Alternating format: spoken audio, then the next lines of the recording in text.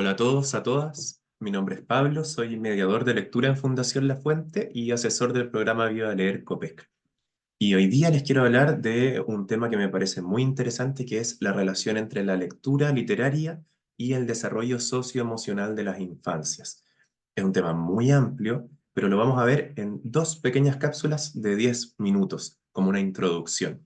Nos vamos a preguntar cómo aporta la lectura literaria de cuentos, de libros álbum, sobre todo de narrativa, al reconocimiento y la expresión de las emociones en niños y en niñas.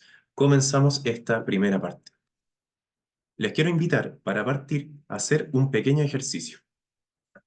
Lo vamos a hacer con este libro para la primera infancia que se llama ¿Cómo te sientes? Del inglés Anthony Brown. Es un libro que habla explícitamente de sentimientos y de emociones a niños pequeños.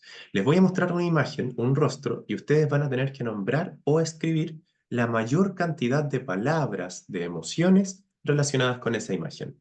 Vamos a ir con 10 segundos por imagen. Comenzamos.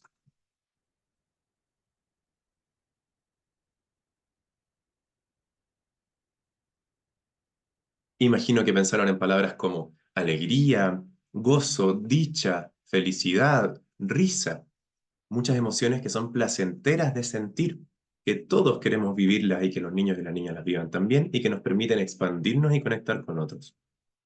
Seguimos.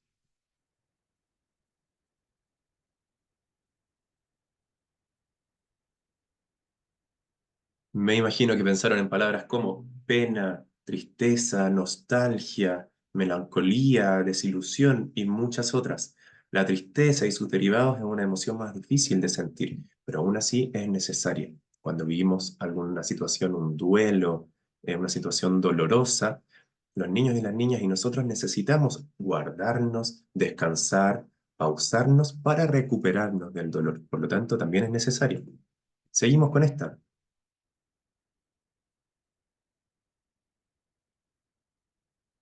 Imagino que pensaron en palabras como ira, enojo, rabia, enfado, odio, frustración, una emoción, el enojo con sus derivados, mucho más difícil, con mala fama, ¿no es cierto? Pero también necesaria para poner límites, para defendernos cuando hay alguna injusticia, etcétera. Y la última.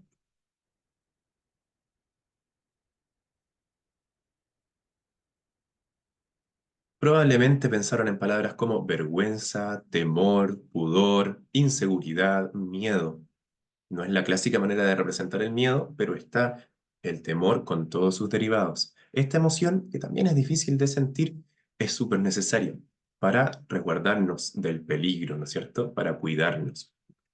Todas las emociones que hemos visto en este pequeño ejercicio inicial son necesarias e importantes de vivir y de reconocer.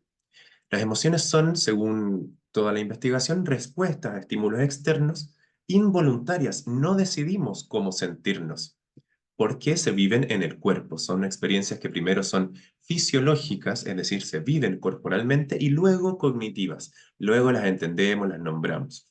Son totalmente necesarias y movilizadoras, son parte del ser humano y moralmente neutras. No hay emociones buenas ni emociones malas. Por eso, a lo largo de estas dos cápsulas, siempre vamos a hablar de que los niños y las niñas necesitan ser validados en todo su abanico emocional, en todas las emociones que ellos sienten. Para entender toda esa diversidad de emociones, podemos acudir a la rueda de las emociones que plantea Robert Lustig. Se las voy a dejar ahí, pero ustedes pueden investigar más cuando les parezca interesante, que plantea al medio las emociones que llamamos en general emociones primarias, como el miedo, la ira, el asco, tristeza, felicidad y sorpresa. Pero alrededor van apareciendo todas las emociones más complejas que vamos a llamar secundarias. Cuando quieran ustedes ocupar un vocabulario emocional más variado, pueden acudir a ese modelo. Cuando hablamos de emociones es importante también entender el concepto de inteligencia emocional, que según el autor Daniel Goleman, que escribió el libro La inteligencia emocional, incluye 5 aspectos, que sería el autoconocimiento, la autorregulación de las emociones, la motivación, la empatía, que es la capacidad de comprender y validar las emociones de otros y también las propias, y todo tipo de habilidades sociales, de cómo nos relacionamos con nosotros a partir de nuestra emocionalidad. Para tener una inteligencia emocional es importante la alfabetización emocional. Y lo más interesante es que la lectura literaria promueve la alfabetización emocional.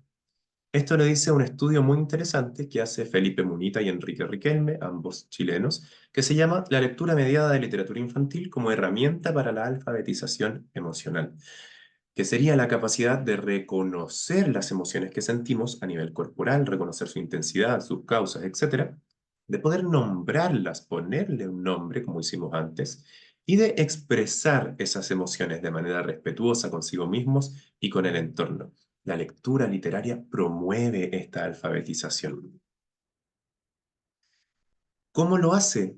De muchas formas que vamos a ir investigando, trabajando. Primero, hay libros literarios en que los personajes viven una emoción en particular que está evidente en la historia. No son libros sobre sentimientos. No vamos a hablar en esta capacitación de esos libros que son sobre sentimientos, porque en general no son libros literarios, son más bien libros informativos. Ahora vamos a hablar de libros literarios que cuentan una historia, que tienen personajes. Hay libros que lo hacen de manera un poco más explícita. Por ejemplo, Ramón Preocupón, muy buen libro de Anthony Brown. Probablemente está en sus colecciones. Un niño que se siente constantemente inseguro, preocupado y que va a recibir la ayuda de su abuela para vencer esta preocupación, integrar esta preocupación. Luego tenemos un libro como Fernando Furioso, que es un libro de un niño que siente mucha, mucha rabia.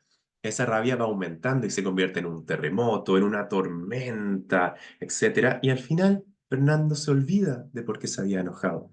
Es un libro que ayuda a tematizar la rabia, pero también la normaliza, la muestra como una emoción normal que viene y luego se va. Qué bueno que los niños pueden tener ese ejemplo también. Finalmente, un libro como Sapo enamorado que tematiza cómo es sentirse enamorado, cómo es sentir el amor. Pero no todos los libros literarios hablan de emociones de manera tan explícita. La mayoría deja abierta la interpretación. Un excelente ejemplo es Willy y la nube también de Anthony Brown. Les quiero preguntar, cuando ustedes ven esa imagen de Willy con la nube negra arriba, ¿a qué emoción la asocian? ¿Cómo se siente Willy? Imagino que pensaron quizás en miedo, frustración, mala suerte, cansancio, etcétera. Lo más interesante es que esa nube está abierta a la interpretación. Nunca nos dicen cuál es la emoción que siente Willy. La ilustración invita a que cada uno interprete. Lo interesante es que cada lector viene con ciertas emociones, con ciertos recuerdos al encuentro con el libro. El lector viene con sus vivencias, el libro viene con algunas pistas y en ese encuentro es que aparece el significado del libro. Para cada lector ese significado va a ser distinto. Cuando ese encuentro ocurre en un ambiente afectivo, calmo, seguro, el libro puede ser muy significativo para los niños y para las niñas y puede cambiarlos a nivel interior. Lo importante es que no impongamos una interpretación, sino que cada niño se encuentre con ese libro y ese libro pueda representar ciertas emociones, pueda remover el mundo interior para que realmente sea significativo. Lo que estamos viendo es el modelo transaccional de Louis Rosenblatt que plantea esta manera de representar el encuentro entre los niños y los libros, por si las quieren investigar un poquito más. Esto ocurre con muchísimos, muchísimos libros. Un ejemplo puede ser La vida sin Santi, una niña que cuando su mejor amigo se va, comienza a sentir un vacío en su interior que se grafica de manera circular, es un círculo negro. ¿Qué significa ese círculo? Puede ser nostalgia, dolor, extrañar, muchas emociones. Otro ejemplo para niños un poco más grandes, El Soldadito probablemente está en sus colecciones. Un niño que anda con un uniforme azul de soldado en un mundo rojo muy competitivo. Este niño en un momento se cansa de ese traje y al final se va sacando su uniforme azul y entra a una casa más cálida de colores también más rojos. ¿Qué significa? Está muy abierto a la interpretación. Y aquí ocurre lo que Yolanda Reyes llama la sustancia oculta de los cuentos, que es ese poder de las palabras para dar nombre y existencia a realidades interiores, tantas veces terribles e inciertas, a pesar de la supuesta inocencia que los adultos atribuyen a los tiempos de infancia. Es decir, la literatura da nombre a las emociones. Pongo un último ejemplo, El corazón y la botella. Probablemente ustedes lo tienen en su colección o lo conocen. Una niña, luego de perder a su abuelo o a una figura paterna que tenía muy cerca, decide guardar el corazón adentro de una botella.